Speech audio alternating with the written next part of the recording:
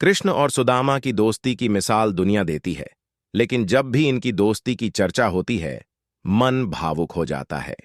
एक बार गुरुकुल में शिक्षा पूरी करने के बाद कृष्ण और सुदामा अपने अपने घरों में वापस चले गए। सुदामा वेद का पाठ करने के बाद भिक्षा लेकर जीवन यापन करने लगे और कृष्ण राजनीतिज्ञ बन द्वारिकाधीश बन गए। विवाह के बाद सुदामा बहुत दुखी होकर जीवन व्यतीत करने लगे। तब उनकी पत्नी ने कहा कि वे अपने मित्र द्वारकाधीश श्री कृष्ण से सहायता मांगे। पत्नी के जोर देने पर इच्छा के विपरीत सुदामा श्री कृष्ण से मिलने पहुंचे।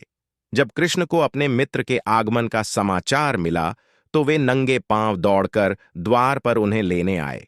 सुदामा की दीन अवस्था देखकर श्री कृष्ण इतने भावुक हो गए कि उनके आंसुओं के जल से ही सुदामा के चरण धोने लगे। इसके बाद कृष्ण ने उनसे पूछा कि मित्र, तुम मेरे लिए क्या लाए हो? शर्माते हुए सुदामा ने पत्नी द्वारा दी गई चावलों की पोटली आगे कर दी। कृष्ण जी ने वह पोटली प्रसन्नता के साथ सुदामा के हाथ से ले ली और एक के बाद एक उसमें से 2 मुट्ठी चावल खा लिए। इस प्रक्रिया के साथ ही 2 लोक की संपत्ति सुदामा के नाम कर दी। जैसे ही तीसरी मुट्ठी चावल खाने को श्री कृष्ण ने हाथ बढ़ाया, उनका हाथ उनकी पटरानी रुक्मणी ने थाम लिया। सभी लोग विस्मय से रुक्मणी को देखने लगे कि आखिर उन्होंने ऐसा क्यों किया।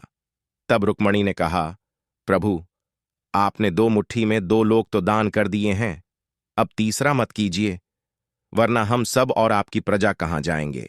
इस पर कृष्ण रुक गए और सुदामा को प्रेम पूर्वक उनके घर के लिए वस्त्र आभूषण के साथ विदा किया।